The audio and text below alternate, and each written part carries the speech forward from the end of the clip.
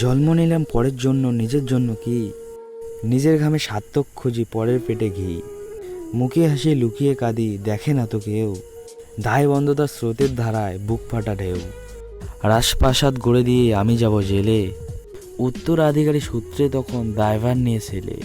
মন বোঝা বড়ই কঠিন, অনেক অধ্যায় পড়তে হয়। প্রথম দেখায় গল্প হলে শেষ দেখা সত্যি হয়।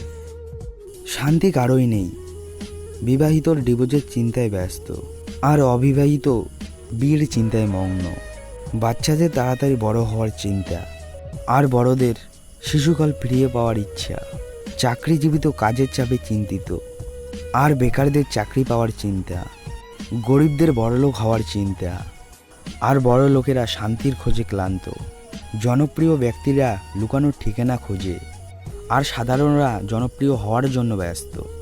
কি অদ্ভুত, তাই না? জীবনে চলার পথে মেয়েরাই বড় যোদ্ধা।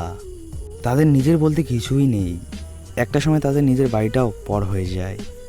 মেয়েরা মানিয়ে নিতে নিতে আর চলতে চলতে জীবনের আয়ুটাই চলে যায়।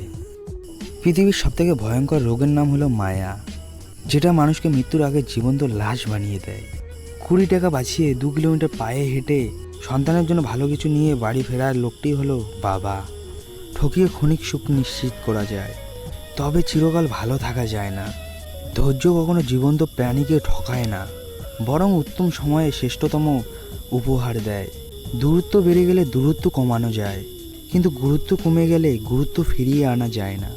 কিছু বিশ্বাস জীবনকে বদলে দেয়, আর কিছু বিশ্বাস জীবনকে নিঃস্ব করে দেয়। কি অদ্ভুত, তাই না? তুমি যাকে ভালোবাসবে তার দুঃখগুলো বোঝার চেষ্টা করবে, কারণ একটা মানুষের যতই মন খারাপ হোক না কেন, ভালোবাসার মানুষের ছোট্ট ছোট্ট কথার অনুভূতি তার ভিতরে সকল দুঃখ মেটাতে পারে। আমি স্বপ্নকে হারিয়ে যেতে দেখেছি, আমি কাছের মানুষকে দূরে সরে যেতে দেখেছি। সবাই বলে ভালোবাসা হাসতে শেখায়, আমি সেই ভালোবাসাকে গভীর রাতে একাকিত্ব কাঁদতে দেখেছি। কেউ একজন আমার শখের আমিটাকে হারিয়ে দিয়েছে, কখনো ভালোবাসায়, আবার কখনো মায়ায়, কখনো বিশ্বাস আর কখনো অবহেলা। আমার আমিটাই কেবল শূন্য, একদম শূন্য।